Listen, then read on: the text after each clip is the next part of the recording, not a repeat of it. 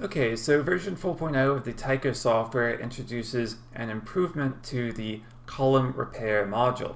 So it used to be that you had to manually specify the location of the defective column, and this was rather cumbersome and difficult to work with.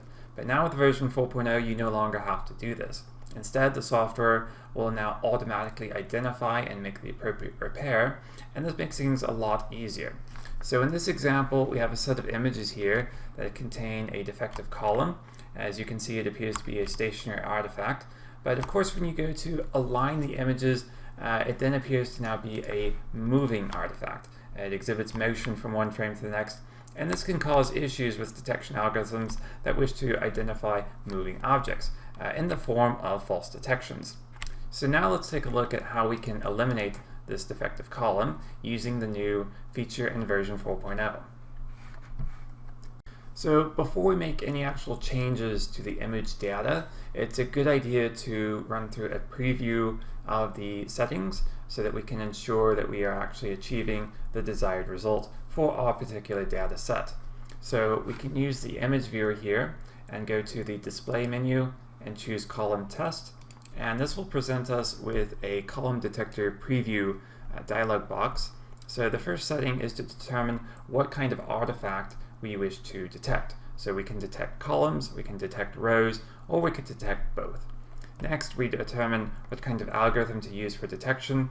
So fixed length means that the artifact spans the entire width or height of the image. So if that's the case, you can choose fixed length.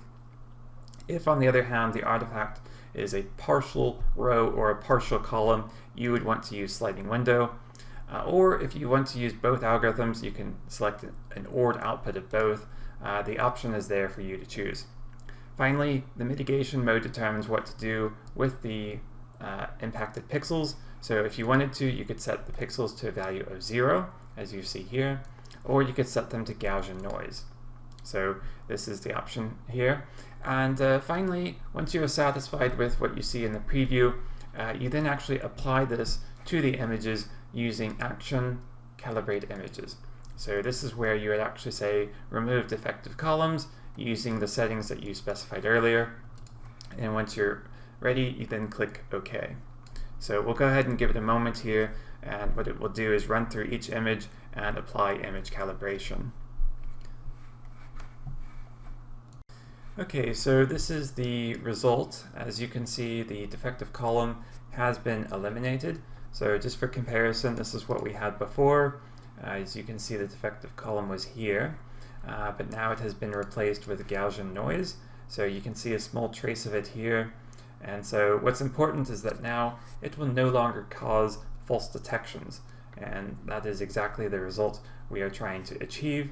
So as you see here, if we were to do a stack of images, you can no longer see the defective column.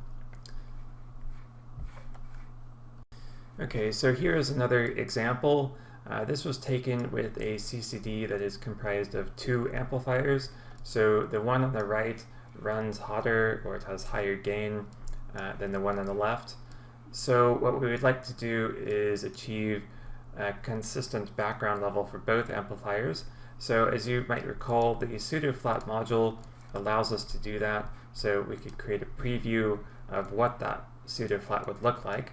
But the issue is that when we actually go to apply the pseudo-flat, we're left with a sort of what would look like a defective column. This is where the 2 amplifiers meet up. And we would like to eliminate that because, again, the same problem is that it would appear to have motion from one frame to the next. And we don't want that. So we can, again, if we apply the column repair module, we can then eliminate this artifact and achieve a good result. So this works well even if you don't have a true column defect in the normal sense, but if you have, for example, this scenario where you have 2 different background levels, the column repair module is able to mitigate that as well. Well, that's it for this video. Thank you for watching, and see you next time.